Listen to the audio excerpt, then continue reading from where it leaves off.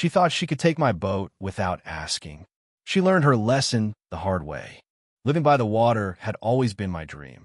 After years serving as a commander in the Coast Guard, my life revolved around the sea. The ocean was home to me, both in duty and in spirit. So, when I finally managed to buy a house in a gated waterfront community with its own private dock, it felt like my life had come full circle. It wasn't just a home, it was my sanctuary. On that dock, tied neatly and securely, was my pride and joy, a brand new, state-of-the-art fishing boat. I had worked for years to afford her, and I spared no expense equipping her with everything a mariner like me would need. But paradise, as it turns out, doesn't come without its thorns. And in my case, that thorn was named Victoria Palmer. Victoria was one of those people who seemed to think the world owed her something. She moved into the neighborhood a few months after I did, and ever since her arrival, it felt like a storm had settled over the place. She was the type who complained about everything, even things that had nothing to do with her. At first, it was minor. She didn't like the color of my boat and said it clashed with the aesthetic of the community. Then she took issue with the fact that I had a private dock at all, muttering about how special privileges weren't fair. I brushed it off. Years in the Coast Guard had taught me patience and how to pick my battles. But the problem with people like Victoria is that when you don't react, they push harder. It was a crisp Saturday morning, the kind where the air smelled like salt and promise. I woke early, ready to get down to the dock for some routine maintenance before heading out for a day on the water. I had just brewed a cup of coffee when something nagged at me, a sense that something was off. And when I stepped outside, the sight that greeted me made my stomach twist. My boat was gone. For a moment, I stood there, staring, unable to process it. Maybe the maintenance crew had moved it. Maybe it had drifted off. But then I saw the ropes. They weren't untied. They were cut. I felt a surge of adrenaline, the kind that tightens your chest and sharpens your senses. Someone had stolen my boat. Most people would panic. But I'm not most people. I'm Commander Jack Harrison of the United States Coast Guard. And if there's one thing I know, it's that the ocean is no place for amateurs. Whoever had taken my vessel was in serious trouble, and not just because they had stolen from me. Then I heard it. A familiar, irritating voice. "Morning, Jack. Didn't think you were letting people borrow your boat these days." It was my neighbor, George McMillan, leaning over his balcony with a smirk. "What do you mean, George?" I asked, trying to keep my tone calm. "Oh, that woman from the HOA, Victoria. Saw her leave with it earlier. Figured you were letting her take it for a spin." I froze. Victoria. Of course. The shock wore off fast, replaced by a cold, focused anger. She took my boat. Without asking. Without knowing what the hell she was doing. I didn't waste another second. I grabbed my phone and opened the tracking app. I had a GPS tracker installed on the boat. Naturally. A vessel like that wasn't just an expensive toy. It was a high-performance machine that deserved protection. Within moments, I had her coordinates. And what I saw didn't make me feel any better. She was headed out, farther and farther from shore, moving aimlessly. There was no doubt in my mind. Victoria Palmer was in way over her head. I climbed into my truck and drove straight to the Coast Guard station. If she thought she was going to ruin my day, she was about to learn otherwise. I called ahead to one of my buddies, Lieutenant Mark Daniels, who was on duty. "You're kidding me." Mark laughed when I told him. "Your HOA neighbor stole your boat?"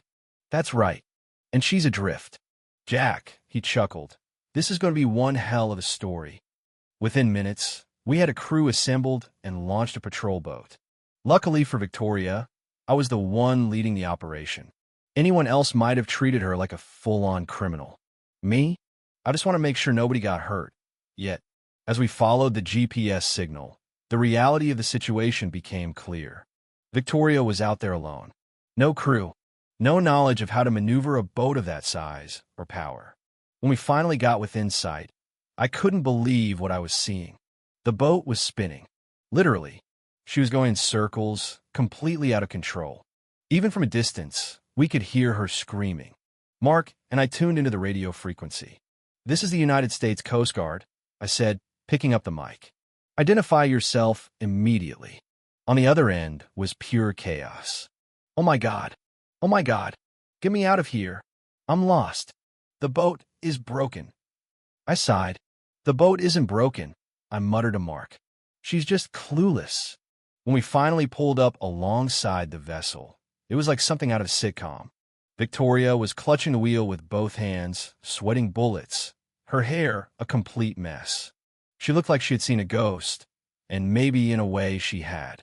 "Ma'am," I called out deadpan, "you're in possession of a vessel that doesn't belong to you.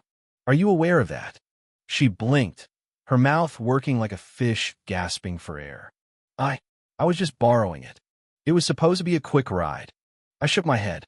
Borrowing usually doesn't involve cutting mooring lines and sneaking out at dawn.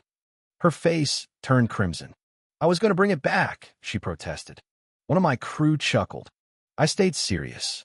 "You're operating a vessel without authorization, without training, and without proper equipment," I said. "Do you know what that's called under maritime law?" Her eyes went wide with panic. "This is ridiculous. I'm a respected member of this community." I'd heard that before. People thinking their status exempts them from consequences. "We're boarding your vessel now," I told her. "Keep your hands visible."